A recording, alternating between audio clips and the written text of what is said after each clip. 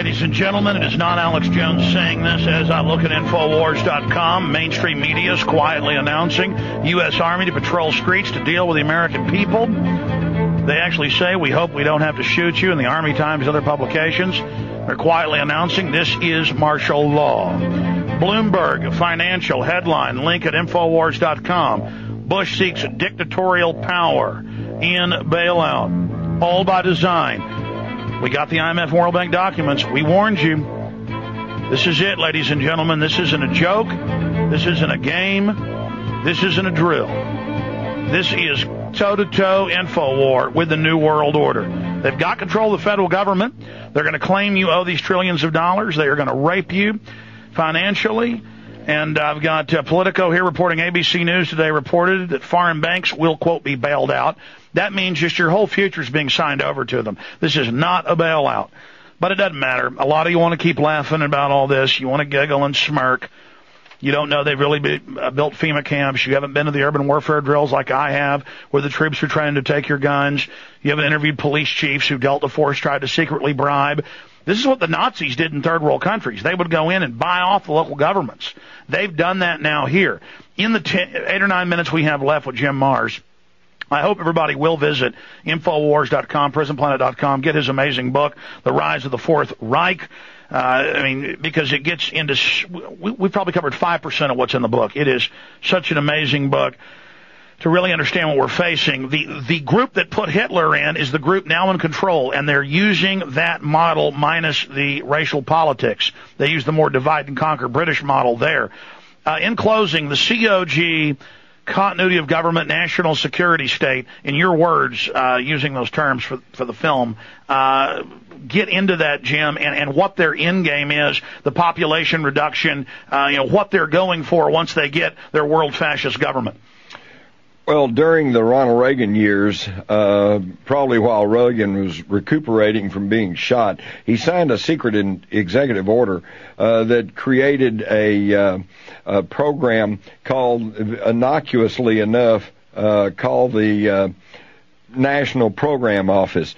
And Rumsfeld and Cheney had been chief of staff to Gerald Ford, and Rumsfeld had been his defense secretary, and they would slip away, and they created this continuity of government program, which basically was how to survive a collapse in the United States or a nuclear war.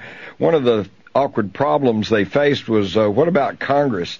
And they finally decided that after some catastrophic event in the United States, it would be just too time-consuming to try to bring Congress in, so Congress was just bypassed. And now they're public. People always wondered how this would be introduced. In the name of the economy, it's now being done, but Bush signed John Warner Defense Authorization Act to use troops against the American people 2 years ago. Yep. He signed PDD 51, and Congress has to see it, and he said, no, you have no authority when they're co-equal. Can you speak about that? Well, exactly. He's destroying the checks and balances in the federal government and bringing everything into the executive, which, of course, is, again, following the Nazi methodology. This is what Hitler did. He signed emergency decrees, one after another, until finally he just took total power, and anybody that tried to stand up against him then was a terrorist, against the government.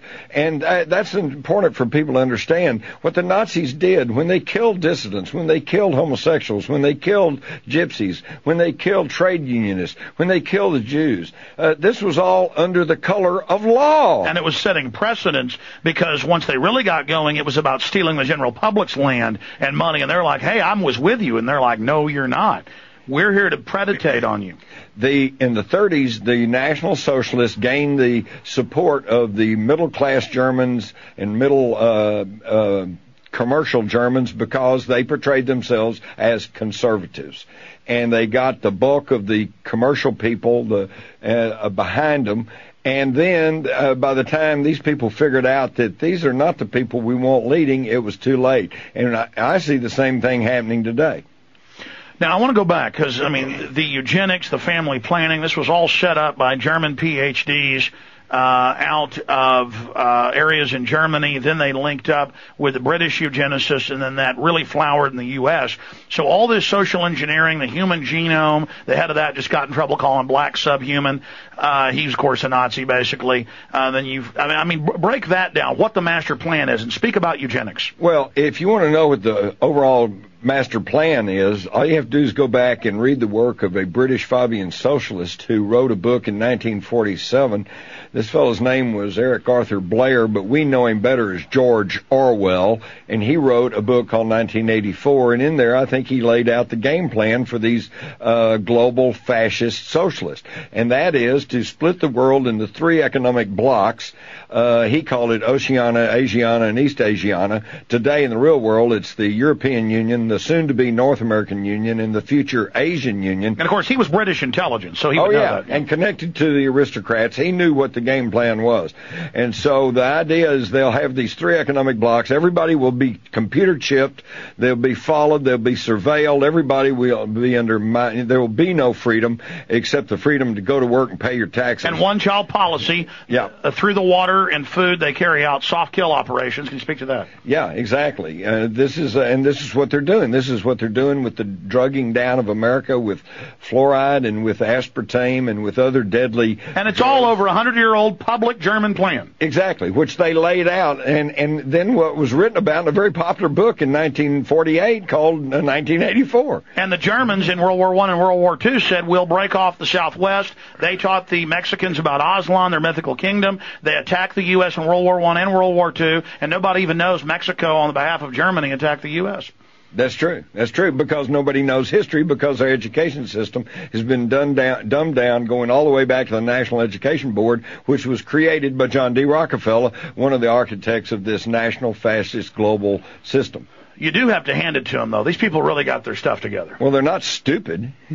They are, in fact, very brilliant. But then brilliance, as we found out with the Nazi leaders like Albert Speer and Heinrich Himmler and Adolf Hitler himself, just because you're smart or just because you're charismatic does not mean you're the fellow that needs to be followed. Or that you have wisdom or that you have a soul. Exactly, or any kind of heart. They keep talking about Barack Obama. He just somehow vaguely talks about change, and all they can talk about is how charismatic he is. Well, they tend to forget, because they don't know history, that Hitler was very beloved by women, children, animals loved him. He was a very charismatic person on an individual basis, and yet look what kind of disaster he led his nation into. Now getting into secret societies, and folks, it's mainline that the Nazis were into weird occult stuff, and that Skull and Bones is real and a branch of that. Black Sun, they don't like us talking about that. Tell folks about Black Sun. Well, the Black Sun is one of the most sacred of the occult symbols of the Thule Gesellschaft, the Thule Society, occult society, and its successor, the black-shirted SS, or Schutzstaffel. The Black Sun represents the black energy at the center of the universe, which the Nazis, German Nazis, and their occult followers hope to tap into and draw strength from. And what's amazing is that in the heart of America, in Nashville, Tennessee, and right in the middle of their Centennial Park, is a huge black globe made out of onyx or some black hard material that represents the earth, and it spins on a little small thin cushion of water, and when the sun comes out, it's blinding, and it is a World War II memorial that was donated by Germany. So it's almost as though they planted a black sun in the heart of America going nana, nana, nana, okay? It's amazing. And then we look around at other things. We look at our 57-cent stamp and we see the German Gothic eagle. We look at our troops today who wear camouflage and flanged helmets called the Fritz that are German helmets from World War II. We see our police forces who no longer wear blue and carry the words to serve and protect. Now they wear black and shields and tasers, and if you're not in the get out of the free speech zone, they taser you and haul you Which is what away. Germany did. They said free speech only in these areas. What about also we see them after World War II in the Senate bringing the fascia in? That's a symbol of fascism, the bundle of sticks with the hatchets on top. Right, and the fascia represents, that goes all the way back to the Roman Empire, and that represents central authority. Well, that's where the Heil comes from. That's from the Roman Empire. That's exactly. how they would hail Caesar, but then they Germanized it to Heil Hitler. Exactly. So, I mean, it's the same old thing. In fact, if you go back and think about it, Alex, throughout the history of the world, there's only been two true forms of government ever attempted.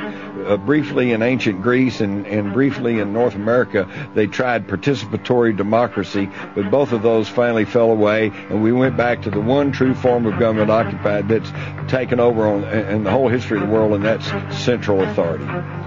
Jim Marrs, the new book, New York Times best-selling list. Get it in stores everywhere. The Rise of the Fourth Reich, available at Infowars.com. Quickly, give us your website. JimMarrs.com, JimMarrs.com. It's 2 R's. All right, via con Dios, ladies and gentlemen. I'll be back tomorrow, and, of course, Sundays here with the Sunday program. God bless you all. All we've told you is the truth, nothing more. It's up to you to do something.